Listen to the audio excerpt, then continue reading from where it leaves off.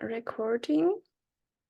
And now I have the honor to introduce Aldin.alijagic, who is going to present today's methods chat. Aldin.alijagic is currently working at the University of Augsburg as a doctoral researcher. He got his bachelor's degree in pedagogy at the Ludwig-Maximilians University in Munich and his master's degree in research in learning and instruction in Augsburg. His research topics are eye tracking research, teacher professional vision in dealing with diversity and heterogeneity, and of course, teachers' implicit and explicit attitudes with the focus on queer students. Now we are looking forward to get to know more about these measurements, and the floor is yours, Aldin. Thank you very much for the warm introduction. So yes, today I'm gonna explain to you the measurement and the triangulation of implicit and explicit attitudes. Today's agenda would look like that. First, I'm gonna give you a short background of what are exactly implicit and explicit attitudes, and of course, explain to you the measurement methods that we use to assess these attitudes. Then I'm gonna explain more about the ERT. That would be the main focus of today's session. What are exemplary findings on the ERT? Then how do we exactly use this test to assess implicit attitudes? Then, of course, certain challenges like technical difficulties that could arise if you do an implicit association test with your participants. And of course, a short discussion about it. So attitudes are defined as a psychological tendency to evaluate a specific entity. So for example, a person, an object, but or everything around that, with approval or disapproval. And we oftentimes compare explicit and implicit attitudes. And explicit attitudes are oftentimes conscious and deliberate evaluations that a person are usually aware of and can usually also self-report. But contrary to that, we have also implicit attitudes. These are automatic, unconscious evaluations towards an object, a person, or a group. Now is the question, how do they exactly form? They also differ in that. Explicit attitudes are oftentimes shaped through direct experiences, rational thinking, and of course also conscious reflection on one's beliefs. But implicit attitudes develop through repeated association experiences, often influenced by outside factors like societal or cultural factors. These attitudes don't always differ in the theoretical, but also how we also measure them. And I'm gonna explain that also in the next slide. So usually, if we want to assess attitudes, we are assessing them via direct measures if we want explicit attitudes. And these direct measures could look like self-reports, questionnaires, or interviews like, for example, what is your opinion about vegetables or candies? But oftentimes, these explicit attitudes, the participant reply in a socially desirable manner if they know that they are being observed.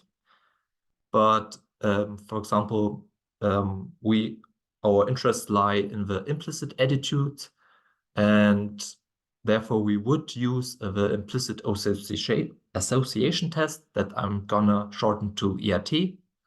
It's a reaction time-based indirect method of measuring these associative links and the strengths of these links are between the target category and the attribute category. So, for example, our target category, like I said, would be candies and vegetables, and there would be some words corresponds to that. And for our attribute category, there are usually a positive or a negative adjective and terms. And usually when we are using an ERT, the participants need to categorize these words either on the left or on the right side of the computer screen.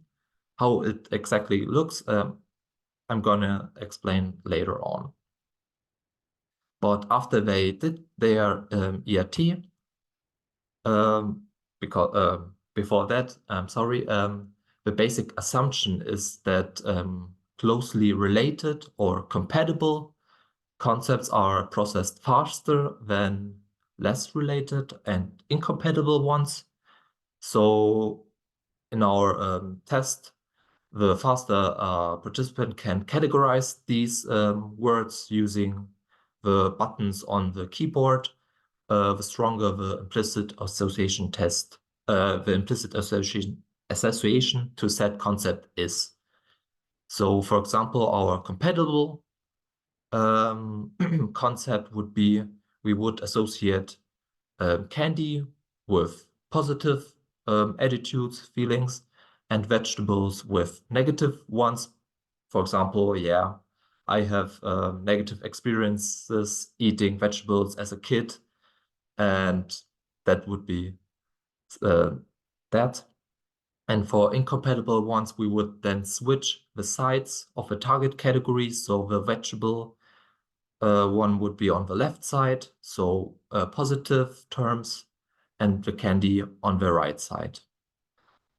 And this difference between compatible and incompatible target categories is can you see in the D score? And how do we exactly interpret this D score? It usually goes from -1 to 1. So between minus 0.5 and 0.5, we would say there is no too little preference for one of the two target categories, so a neutral attitude. Above 0.5, we would say a slight preference. Above 0.35, a moderate, and above 0.65, a strong preference. Like I said, the D-score goes also to -1. And how do we exactly know if we have now a D-score? Would it mean, yeah, they positive associate candies with their positive terms, or is it the vegetables?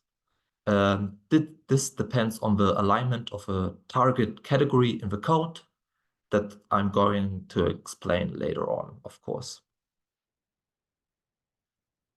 I'm gonna show you some exemplary findings on the EART in the research. So the areas of application are very broad and the topics are also very diverse. So for example, for ethnic minorities, the student teachers as well as experienced teachers have shown positive explicit attitudes toward ethnic minority, whereas their implicit attitudes have tended to be negative. And for sexual orientation, we have also one study, for example, implicit attitudes towards LGBT parents show negative ratings of homosexuals compared to heterosexuals, and gay men are also rated lower than lesbians.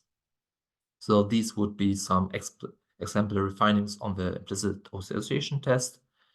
The EAT is also very valid and reliable because it has been extensively documented. So we can use it of course, for future research. So what is it? What are exactly relationships between implicit and explicit attitudes? We would say, yeah, there is an attitudinal discrepancy. So one could show positive, like in the study before, positive explicit attitudes towards a person or an object, but could have negative implicit attitudes towards it. To analyze these relationships between implicit and explicit attitudes, a meta-analysis was conducted by Hoffman and colleagues, and they found out there are no to low correlations, and they explained it, yeah, these attitudes show different facets, so implicit attitudes are automated and explicit attitudes are controlled. And the spontaneity of explicit self-report data, they also said could serve as a moderator for analyses. Now I'm gonna explain how does an ERT exactly look, how is it structured. So the first two blocks are the practice phases. In the first block, here we have an example. We would sort words relating to either concept. So on the left side, we have non-heterosexual, and on the right side, heterosexual word category. And in the middle, we have homosexual, and that would mean, yeah, we would categorize it on the left-hand side of the computer screen. On the next phase, we have then our positive and negative adjectives. The positive one would be on the left side and the negative on the right side. And the participant would again categorize the terms shown in the middle of the screen on either side. So in this case, good would be categorized on the left-hand side. After they did their practice phases, the test phases begin. So the attribute and target categories would combine. So on the left-hand side, we would have positive adjectives and non-heterosexual, and on the right side, negative and heterosexual terms. And the participant would again sort these words relating to the combined categories. We have two blocks here, so 3 and 4.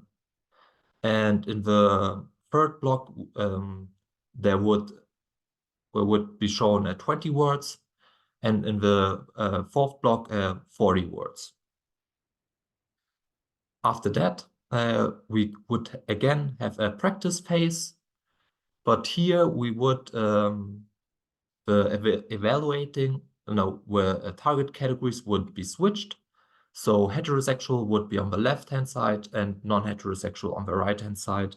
And again, the participant would sort these words relating to the concepts now switched. At the end, we have our 6th and 7th block. Here we would again sort words relating to the combined categories. But again, like in the block before, the concepts are now switched. So positive and heterosexual terms would be now on the left-hand side, and negative and non-heterosexual on the right-hand side. That's that. So after they did their ERT, they would get their D-scores. And now is the time, how do we exactly interpret it? So the interpretation of a D-score really depends on the alignment of a target category in the code. So for our studies, we would use Implicit by the Millisecond software. They also give out certain code structures on their side, and we would just adapt to it and well, change it a little bit.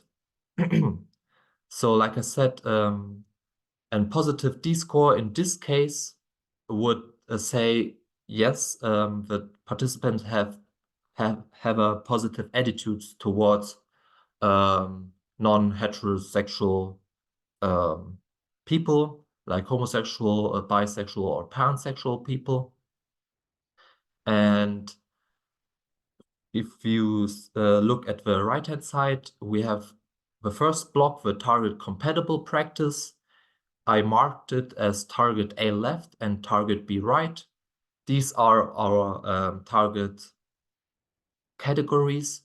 In this case, the compatible one would be target A on the left and target B on the right. And the incompatible would be now switched. So target A would be now on the right side and target B on the left side. But really, TLDR, if you write the first target as your compatible target, that would mean a positive D-score would correspond to positive feelings, positive attitudes to said target. So the ERT calculates or works with the reaction time or the latency of the participants, categorizing these words. And the algorithm usually excludes latencies or reaction times greater than 10,000 milliseconds. And also participant data is also disregarded if the latencies are lower than 300 milliseconds, because they just got lucky and categorized one thing on the right side. Also, to determine the internal consistency of the ERT, we would usually use the Spearman-Brown formula.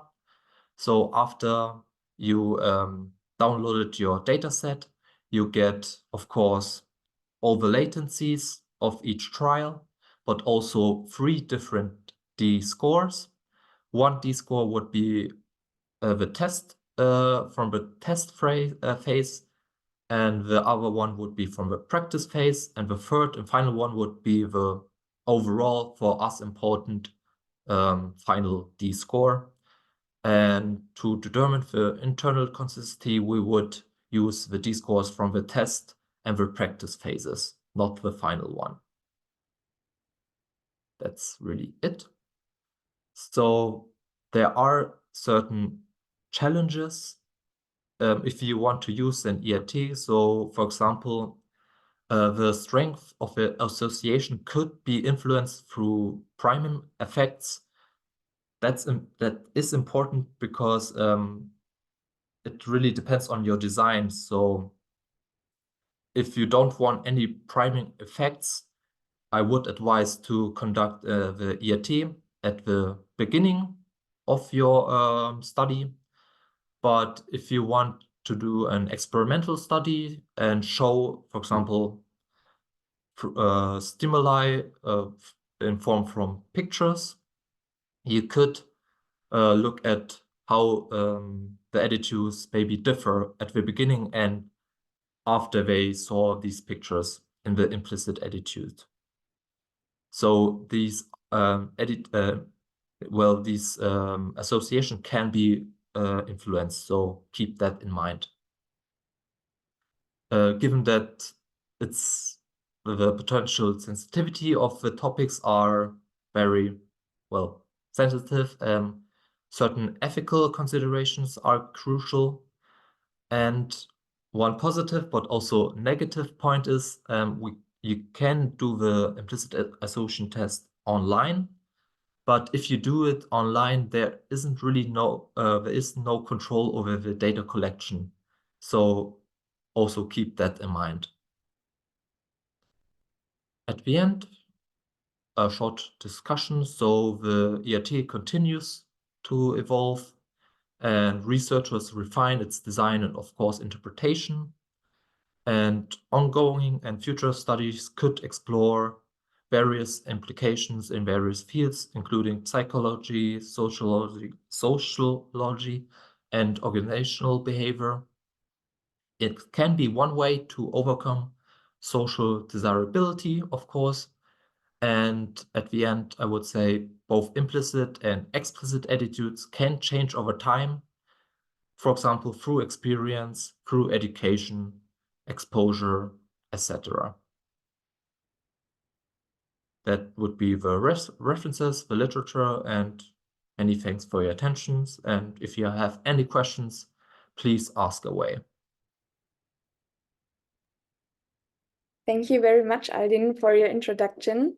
And I would say let's open our chat. Does anyone of the audience have questions or comments or own experiences to share? Feel free to ask.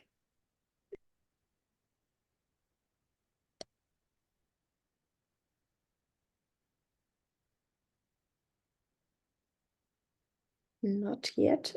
Maybe Andreas, yes. Thank you very much, Aldin, for the nice presentation. Just a question about the time, because time is so sensitive in those EIT studies. Like I'm wondering, once you have first names, for example, to measure attitudes toward ethnic minorities, and you would use first names of people that are very familiar to you, for example, Dominik or Carla or Judith, and you would contrast those names with names that are less familiar with you and take you more time to read the names and process the names. Could this also affect the outcome of the D measure? Simply because you take more time to read the names or decipher these stimuli compared to the attitudes that would reflect this longer time of processing the names. Is the question clear?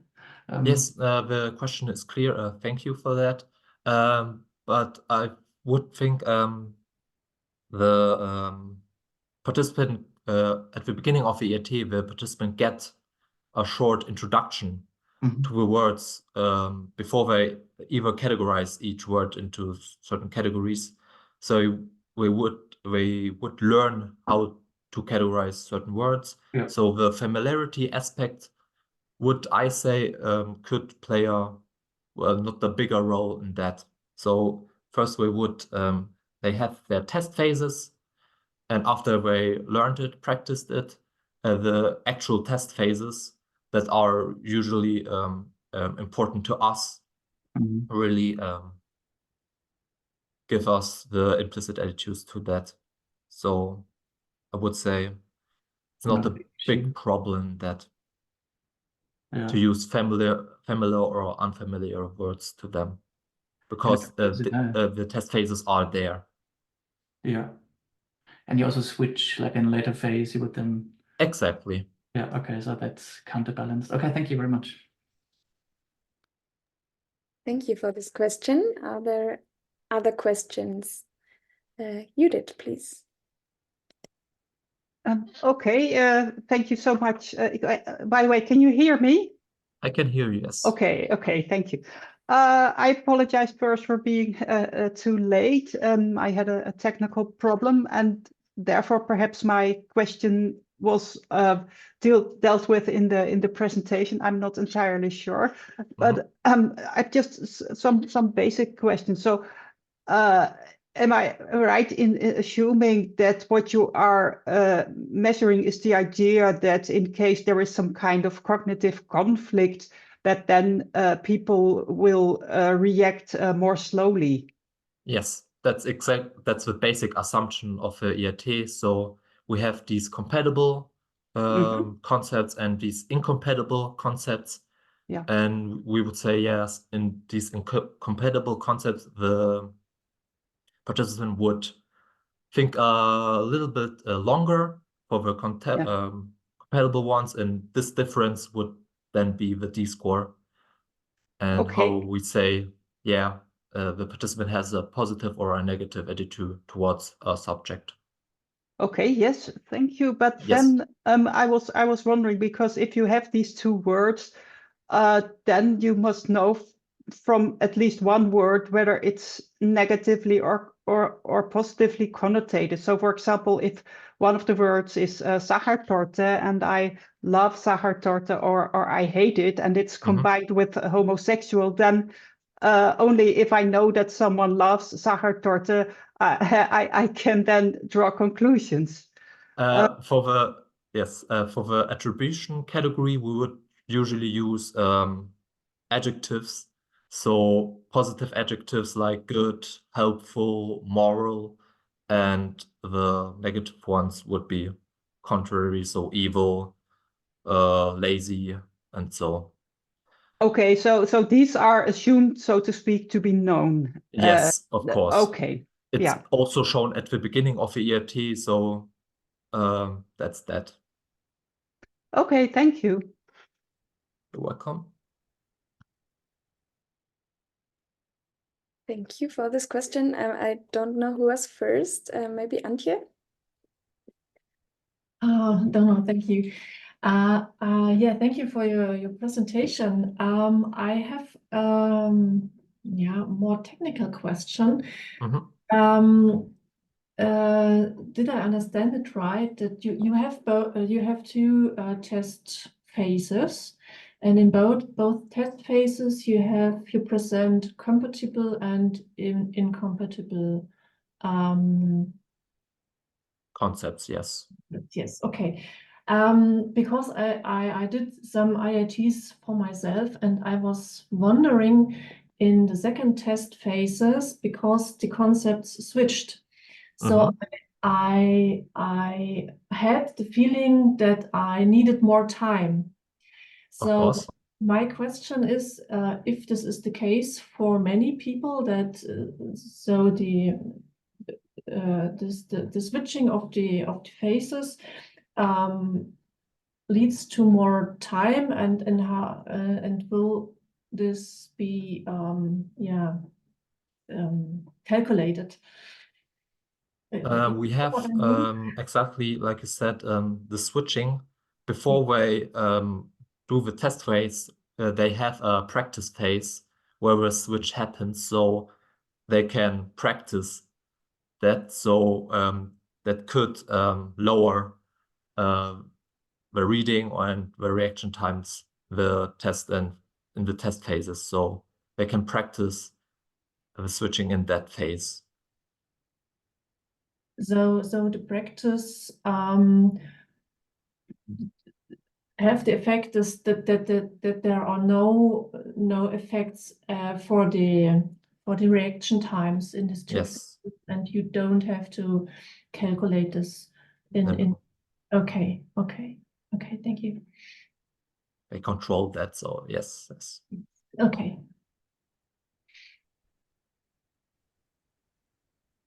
Thank you very much. Carla? Yes, well, thank you for the presentation. It's fascinating the way we try to avoid biases, and it's difficult to do so, and to understand how to do it. So I wanted to follow up the question from Judith about, so it assumes that if I have this kind of a struggling decision to make, I will take longer. But what if, because I assume that it is because I'm trying to lie, so I'm trying to think how to get out of it. But well, if my question is that right? And the second one is, what if I'm shocked about the things you are proposing, and that what makes me stay longer my decision, but it doesn't mean I'm lying? So I'm not sure there's something in there or not, or I just misunderstood everything. To the second question, I would ask, what do you mean exactly by shocked? Well, shock about the words. I don't know. I didn't expect that, so just surprising that showed up, and I just tried to think in what position I am. So usually at the beginning, the participant really are shown every word that's going to appear in this ERT for each category, of course. So the shock factor, I would say, would be minimized in that. And for the first question, what was it again? I'm sorry to ask. Yeah, the thing that if you take longer to answer, does it mean that that's because you're trying to lie in your response? To lie. Yeah, I don't know. Just because I just want to make sure that the decision I make, it's favorable to me, so it makes me look good. So usually the instruction for the ERT is don't really think about it, just answer as fast as possible. And I also shown the latency. So if a participant takes longer than 10,000 milliseconds, the data is then excluded for the calculation of the D-score. So exactly lying in that case would be not really possible, I would say. Yes.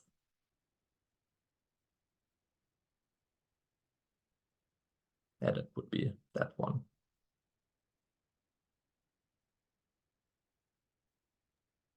And that's kind of to support what you said, Aldin. I guess that's the main reason for doing an implicit measure of attitudes, in addition to the survey questionnaires in which you could lie indeed and answer based upon social desirability. But then because we are so sensitive in terms of milliseconds even and remove samples that would take longer to respond as an indicator of, consciously thinking about your answer. And this is, of course, not a total protection, but it could reduce the likelihood of having social desirable responses represented in the data set as well.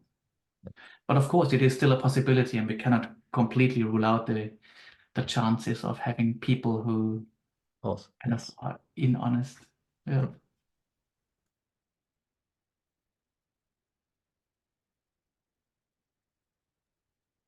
Thank you very much. Judith, please. Yes, I have an additional question related to the combined category. So perhaps you could show the slide with the combined categories.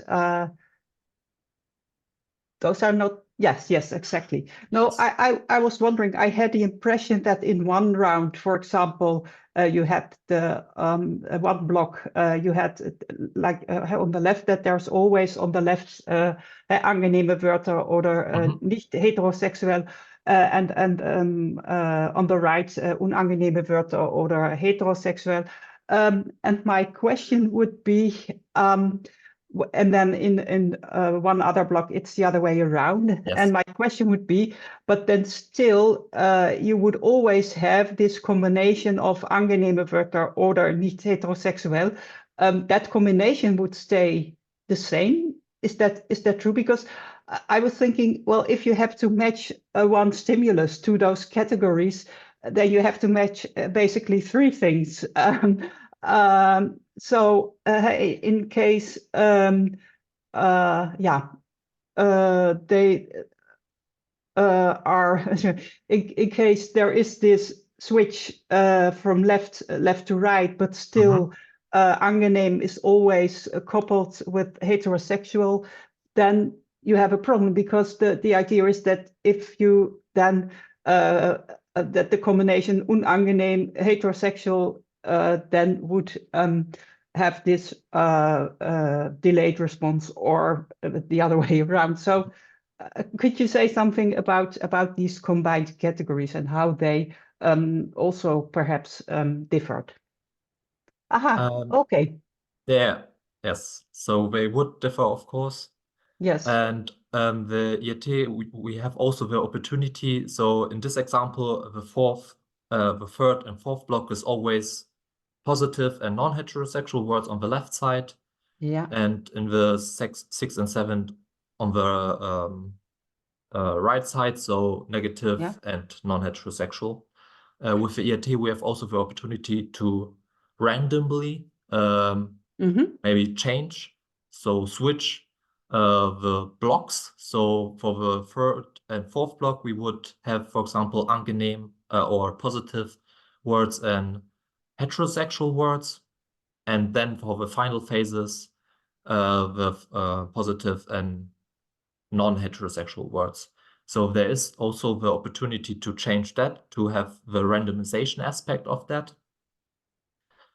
So I Yes, hope I because could maybe, yes.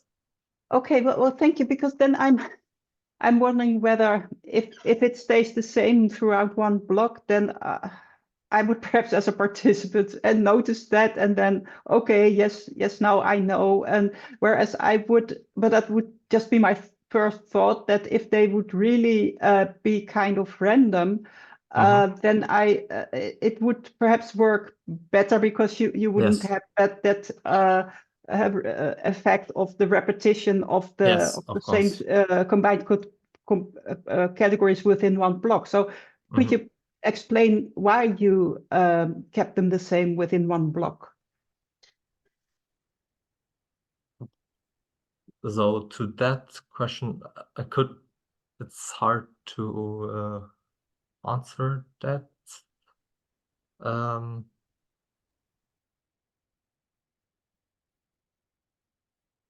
Yeah, sorry. I can't really give you a good explanation to that. We just adapted the code we have from the millisecond software, and it usually has the positive words always on the left-hand side of the computer screen, but the target and the target categories would always switch. But for future studies, we could, or some programmers could, maybe really randomize all the switch siding and so on. But yeah, Okay, it really well, depended on the code we used for our study. Yeah. Well, thank you. I mean, I assume there will be a good reason for it, because, for example, on the other hand, I can also imagine that it's very tiring, and if it switches all the time, so perhaps that is a reason why it stays the same within one block. But anyway, thank you. Yes. Thank you very much. Maybe a question after Judith. How long does such an experiment take, Aldin? Yes, so usually around 5 to 7 minutes. So for this one, so with 7 phases, there are, of course, brief ERTs with maybe 5 blocks or lower. They are usually much shorter than that. But I would say if you want to do the ERT, use this extended one with 7 blocks, and it usually takes around, well, 5 to 7 minutes. Okay, thank you. So the blocks are switching every minute, and it's very usually, so for the third block, there are 20 words that appear on screen, and for the fourth block in the test phase, now, for example, there are 40 words that appear on the screen. So we would say, yeah, maybe around a minute for each block, or maybe lower than that. Okay, so that we can assume that the participants do not get used to these blocks, because the blocks are changing. Yes, that's the reason why. Okay, thank you. Are there other questions or own experiences? Maybe I have another question about the data collection. You talked about the option about online and laboratory data collection, and I was wondering if you can tell a bit more about the procedure of the laboratory data collection. So the participants are coming to the lab, and what happens then? Can you tell us a bit? Usually, it's really the same like at home or online. So we would explain shortly what the ERT is, and then the participant gets all the words targeted to the categories as in table form, and then the EAT starts. So if a word appears on the middle, they would, with the buttons E or I on the keyboard, would assign them to these categories. And after a few rounds, after the 7th round, then where EAT would be finished, and that's really it. And we would get then the D score. Yes. Okay, thank So you. there are really no differences between online and laboratory settings regarding now the procedure of the EAT. But like I said in the presentation, we can't really control for outside forces, for example, in an online environment compared now to a laboratory environment. For example, are there any technical difficulties or loud noises and everything around that? But yeah, that's really it. The Okay, procedure is the same. thank you. Antje, please. Yeah, thank you. Yes, you named your presentation measuring and triangulation of implicit Yes. and explicit measurements. So we had a lot about implicit measurements, but not so much about explicit measurements, and or rather that you say they don't relate to each other because they are measuring different things. So I was wondering, what have you a recommendation in which cases one is better than another, or what a triangulation of these two measurements can have for, yeah. So for recommendations, I would say if you want to research certain, well, I would say sensitive topics, for example, where the participants have the opportunity to, well, answer in a social desirable manner, and you know that, you could use, for example, this EAT and maybe compare the answers with each other. Are there different? Are there any relationships between one or not? But usually that don't need to be one. So yeah, that really depends on the research topic that you want to well research.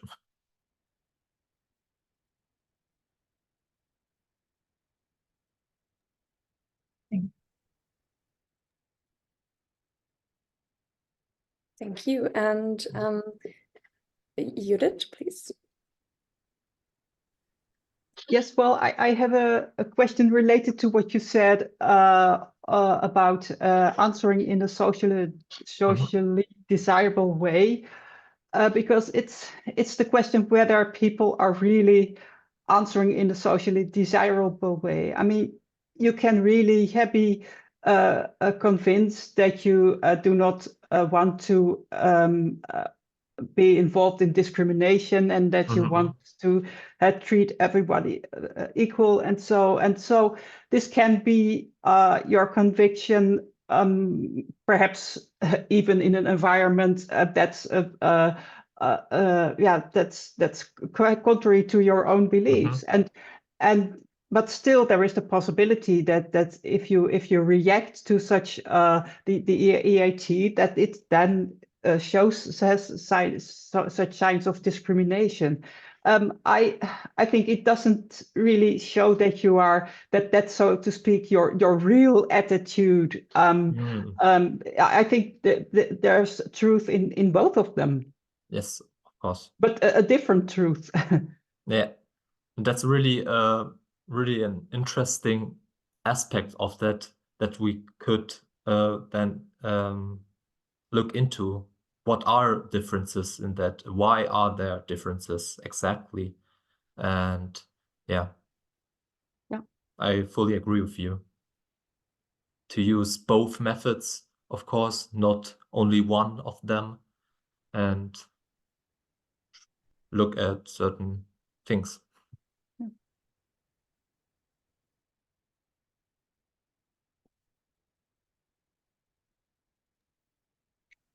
Thank you very much for your comments.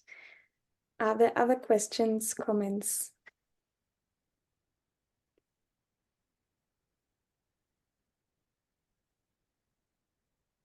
If it's not, I would say let's come to an end. Thank you very much, Aldin, for sharing your experience, and it was a very interesting talk and gave us a great insight into this research method. If it's okay for you, I would provide your email address for further questions. And we wish you all the best for your future research. We're looking forward for reading your papers. Yeah, coming to an end, I would like to make an open call for our methods chat in the next summer term. Please feel free to suggest ideas about maybe methods you want to learn more about, or you know someone who is an expert in a specific method, or even if you're yourself an expert in a specific method and want to share your experiences, discuss your findings, etc. Feel free to contact me for any suggestions. We're looking forward for your contributions. And yeah, so now that's all from my side. Thank you very much for joining this chat, and see you in the next term in summer 2024. Have a nice Wednesday, and have a nice rest of the week. Thank you very much. You. Thank Thank you you. very much. Bye-bye. Bye-bye. Thank you. Bye-bye. Bye.